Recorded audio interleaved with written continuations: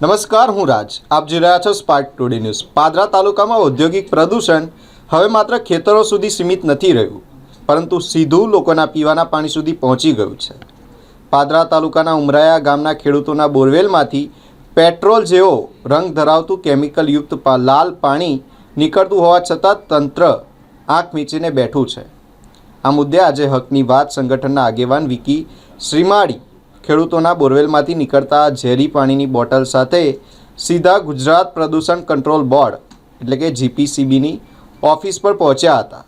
વિકી શ્રીમાળીએ અધિકારીઓની ખુલ્લી ચીમકી આપી કે 48 કલાકની અંદર સ્થળ પર તપાસ કરી કડક કાર્યવાહી કરવામાં નહીં આવે તો આ મામલો ગાંધીનગર સુધી લઈ જવામાં આવશે અને ઉગ્ર આંદોલન કરવામાં આવશે. મહત્વનું છે કે ઉમરાયા ગામે છેલ્લા લાંબા સમયથી ખેડૂતોના બોરવેલમાંથી પેટ્રોલ જેવા રંગ ધરાવતું કેમિકલયુક્ત પાણી નીકળી રહ્યું છે. ખેડૂતો દ્વારા વારંવાર રજૂઆતો, ફરિયાદ અને પુરાવા આપવામાં આવ્યા છતાં પણ ભ્રષ્ટ તંત્રનું પેટનું પાણી હલતું નથી. આરોપ છે કે કેમિકલ માફિયાઓએ પાદરા તાલુકાનું ભૂગર્ભ જળ સ્તર સંપૂર્ણપણે પ્રદૂષિત કરી નાખ્યું છે, જ્યારે જીપીસીબીના કેટલાક અધિકારીઓ હપ્તા લઈ પ્રદૂષણ માફિયાઓને ખુલ્લો દોર આપી રહ્યા છે. ઝેરી પાણીના કારણે ખેડૂતોના ખેતરો બરબાદ થઈ રહ્યા છે. પાદરા તાલુકાના ઉમરાયા ગામનો હું વતની છું. છેલ્લા 12-15 વર્ષથી મારા ટ્યુબવેલનું પાણી ખરાબ અને લાલ કન્ડિશનમાં આવે છે. અધિકારીઓને રજૂ કરવાથી કોઈ પણ નિરાકરણ લાવેલ નથી. તો આજરોજ હકની ટીમ સાથે વડોદરા જીપીસીબી ઓફિસે કમ્પ્લેન કરવા આવેલ છે. પાદરા તાલુકાના ઉમરાયા ગામ પાસે જે બોરવેલની સમસ્યામાંથી જે હતું કે લાલ પાણી નીકળે છે, એ લાલ પાણી સબૂત પેટે અને એની અરજી પેટે આપણે આવેદન નથી આપવાનું, સીધી અરજીને કમ્પ્લેન જ કરીએ છીએ. એટલે વડોદરા જીપીસીબીના જે આપણા અધિકારી જે મેડમ છે અત્યારે હાજર નથી, એટલે એ હાજર ના હોવાના લીધે એમને જે બીજા આપણા અધિકારી છે એમને આપણે આજે આ અરજી જે છે કમ્પ્લેન છે આપીએ છીએ. તે સાહેબ કમ્પ્લેન એવી છે કે પાદરા તાલુકાના અંદર જેટલી પણ કેમિકલ કંપનીઓ દ્વારા ભૂગર્ભની અંદર છે ને પાણી અને કેમિકલના મારફતે છોડવામાં આવે છે, એટલે ભૂગર્ભ જળને છે ને નુકસાન કરે છે. અને એના સીધા પુરાવા પેટે આ તમને જો આ બોરમાંથી આવું પાણી નીકળી શકે ખરું, બરાબર? અને 15 વર્ષથી ખેડૂતો અરજીઓ કરીને થાકી ગયા છે, બરાબર? કોઈ સાંભળવા આવતું નથી. અને જીપીસીબીની અંદરથી જેટલી પણ વાર અહીંયાથી જે પણ ટીમ સેમ્પલ લેવા માટે આવી છે ને, એમના પુરાવા પેટે રિપોર્ટ એવા છે કે આ પાણી પીવા યોગ્ય છે. તો સાહેબ આ પાણી આપણે પી શકીએ? હા કે ના પી શકીએ? બરાબર? તો હવે હું તમને અરજીના માધ્યમથી રિક્વેસ્ટ ગણો તો રિક્વેસ્ટ અને ચીમકી ગણો તો ચીમકી. 48 કલાકની અંદર આપ સાહેબશ્રી દ્વારા જો અહીંયા સ્થળ વિઝિટ પર આવીને યોગ્ય તપાસણી કરવામાં નહીં આવે તો 48 કલાક પછી તમામ ખેડૂતો સાથે અમે ગાંધીનગર જઈને અધિકારીની કમ્પ્લેન કરીશું. કેમ કે જો 15 વર્ષથી અમને ન્યાય નથી મળ્યો તો આવનારા સમયમાં પણ મળશે એવું અમને લાગતું નથી. બરાબર?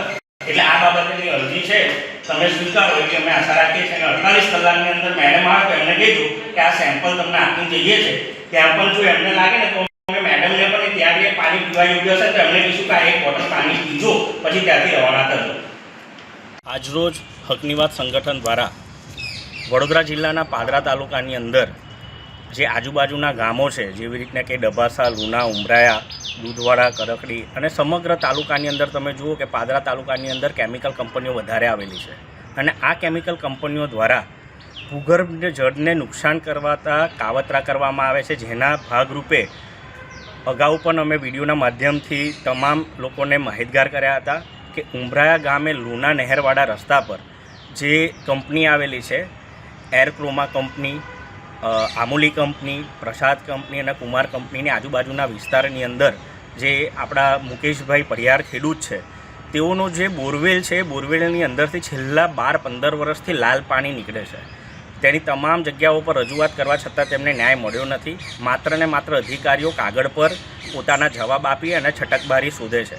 એ જ માધ્યમથી આજે હકની વાત સંગઠન દ્વારા જીપીસીબી વડોદરા જિલ્લાનું જે જીપીસીબી ઓફિસ છે તેના અધિકારીશ્રીને આજે નિવેદન નહીં પણ સીધી જ કમ્પ્લેન કરી છે કે 48 કલાકની અંદર જો સ્થળ વિઝિટ કરીને અધિકારી દ્વારા જે પણ કાયદાકીય પ્રોસેસ થતી હોય, જે લોકો ભૂગર્ભને નુકસાન કરતા હોય, જે લોકો જળને નુકસાન કરીને ખેડૂતને શોષણનો ભોગ બનાવતા હોય, તો તમામ રજૂઆતોને ધ્યાનમાં લઈને સચોટ અને કાયદાકીય અને કડકમાં કડક કાર્યવાહી કરવામાં આવે ને તો 48 કલાકની અંદર તમામ ખેડૂતોને ભેગા કરીને આ અધિકારીની કમ્પ્લેન અમે ગાંધીનગર સુધી કરીશું. કેમ કે અમે જોયું છે કે સૌથી વધારે કામચોર જે હોય ને એ અધિકારીઓ જ હોય છે, અને અધિકારીઓ કંપનીને છાવરવાના કામ કરે છે. એટલે આ તમામ રજૂઆતોને અમે અધિકારીશ્રીને કરી છે, અને સાથે જ અમે 48 કલાકનું એમ લોકોને ટાઈમ આપ્યો છે કે વહેલી તકે તમે આ નિરાકરણ લાવો, જેથી કરીને પાદરા તાલુકાની જે જનતા છે, જે ખેડૂતો છે